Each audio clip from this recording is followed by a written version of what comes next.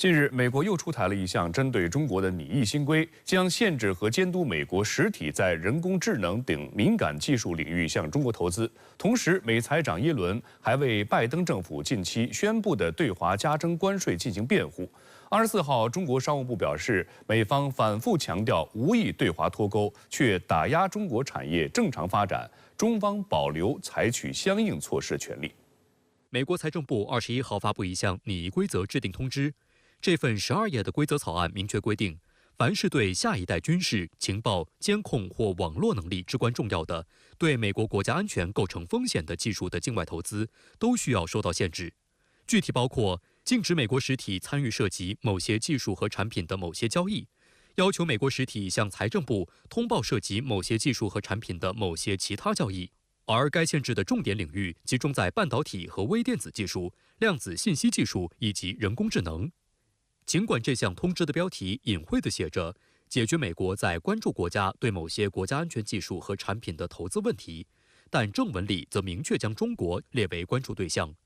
据悉，这份拟议规则针对公众意见的征询截止日期为8月4号。美媒预测，年底前财政部将正式实施相关法规。事实上，该规则是拜登政府去年8月发布的对外投资令的细化规定，意味着美国进一步加强对中国高科技领域的投资限制。路透社分析，出台新规的目的是阻止美国资金帮助中国在这些领域发展，而违反规定的人可能受到刑事和民事处罚，并且投资可能会被取消。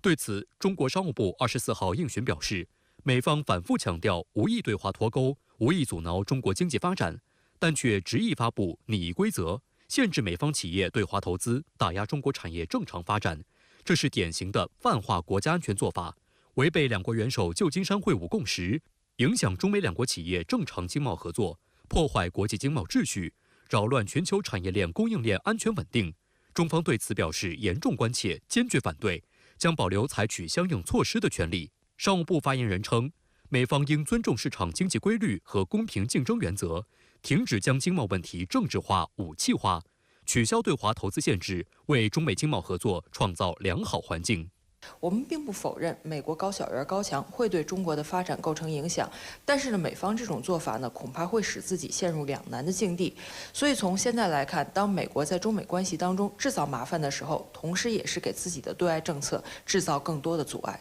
就在美国财政部发布新规前夕，美财长耶伦在宣布有关芬太尼行动的记者会上，为拜登政府近期宣布的对某些中国商品加征关税的决定进行辩护，称此举是高度战略性的，并再次炒作所谓产能过剩论。So the tariffs that we put in place against China, I do believe, are highly strategic. They're targeted at areas that China is investing very heavily in, like electric batteries, solar panels, and other things related to clean energy and to some extent to semiconductor. 耶伦还辩称，拜登政府旨在解决美国国内的经济担忧，不希望美国企业破产或增加失业人员。在被问及拜登政府对华加征关税时，为何没有取消特朗普政府时期的一些对华关税，耶伦颠倒黑白地称，因为中国没有采取行动来解决这些问题。他还顺带批评特朗普有关关税的新提议。此前，特朗普提议对美国所有的进口产品普遍加征10%的关税，对中国产品加征的税率则会更高。It would affect all of our trade partners and all of our trade, and I believe that is a substantial enough program that it would both raise costs to consumers broadly on all the imports they buy, and harm American businesses, many of whom rely on imported goods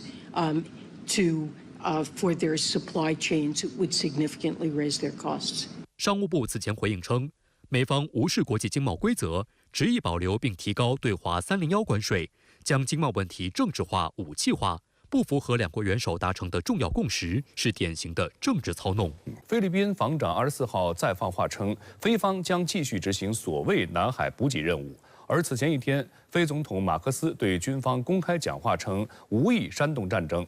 值得注意的是，马克思发出此番言论的同时，还不忘颁发勋章，怂恿菲军继续履行职责。菲方近期对南海局势看似矛盾的言行动作背后，究竟有何真实目的？据路透社24号报道，菲律宾国防部长特奥多罗当天在一场新闻发布会上表示，菲律宾方面仍将继续向仁爱礁执行所谓补给任务，并否认了菲方正在淡化这一事件的说法。It was not a misunderstanding or an accident. We are not downplaying the incident. It was an aggressive and illegal use of force. 外界注意到，这是菲律宾方面在17号非法闯入南沙群岛仁爱礁邻近海域后，首次做出强硬表态。此前，包括菲总统在内的菲方高层均对该事件采用较为模糊的言辞，被外界认为是意在淡化事件，避免局势走向失控。当日，菲律宾一艘运补船和2艘快艇未经中方允许，擅闯南沙群岛仁爱礁邻近海域，企图向非法坐滩的军舰运送包括建筑材料在内的物资。中国海警依法对菲方船只采取必要管控措施，首次登船检查作业。中国海警称，在仁爱礁出现船只相撞情况，菲方称有8人受伤。据多家菲律宾媒体报道，当地时间23号，总统马科斯到访了位于巴拉望岛的非武装部队西部军区司令部，与约80名士兵进行交谈。期间，他称赞菲军人表现英勇，怂恿他们继续履行职责。同时，他也公开表示，菲律宾无意挑起战争，想以和平方式解决所有争端，引发外界关注。彭博社的报道注意到，马克思在讲话中并没有直接提及中国，而是向参与运补任务的人员颁发了奖章。这显示出当天参与强闯仁爱礁的菲军士兵或超过80人。报道称，马克思特别向事件中受伤的海军士兵法昆多授予了拉普拉普坎皮兰勋章，其余士兵则获得拉普拉普卡马吉勋章。外界注意到，近一段时间以来，菲方多次以所谓运送补给为借口，强闯中方仁爱礁邻近海域。中方多次指出，菲方实际上一直在向其非法坐滩军舰运送建筑材料。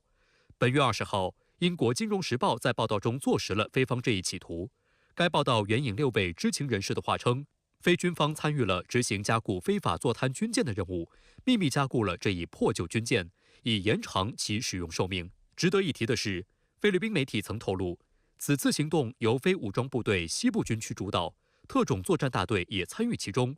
按照此前菲方说法，总部位于巴拉望岛的菲律宾武装部队西部军区设立目的就是监视南海，设立之初就将中国南沙群岛部分岛礁列入其所谓防区内。中国外交部发言人毛宁24号在记者会上表示，中菲涉海争议的是非曲直十分清楚，如果菲方真的愿意依照国际法行事，首先就应当遵循确定菲律宾领土范围的，包括1898年美西和平条约等条约的规定，遵守南海各方行为宣言。中方敦促菲方停止侵权挑衅，停止误导国际社会。与此同时，菲方非法坐滩军舰马德雷商号的现状也备受外界关注。根据此前多方拍摄的视频分析，外界猜测菲方在坐滩军舰上可能住有12人，并通过渔船、非法清床等方式暗中轮换船上人员。日前有报道指出，长达25年的坐滩正让这艘破旧军舰变成毒舰，船上人员的生活灰水以及舰体锈蚀产生的重金属污染正在破坏周边海洋环境。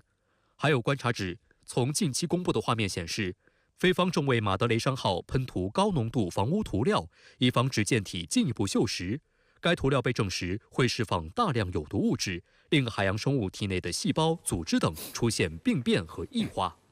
近段时间，美国政客勾连岛内赖清德当局，反复在确立一个中国原则国际法地位的联大第2758号决议上做文章，妄图为台湾拓展所谓国际空间。值得注意的是，日前公布的重磅涉台司法文件就强调，将严惩台独顽固分子，特别是针对其与外部势力勾结谋独行径，依法从重处罚。这也是对试图打台湾牌、干涉中国内政的外部势力的严正警告。本月21号，美国国务院2名国务卿助理帮办低调窜台，出席所谓国际组织议题工作阶层会议。会议中，美方代表与台外事部门负责人林佳龙就所谓反击联合国大会2758决议文进行讨论。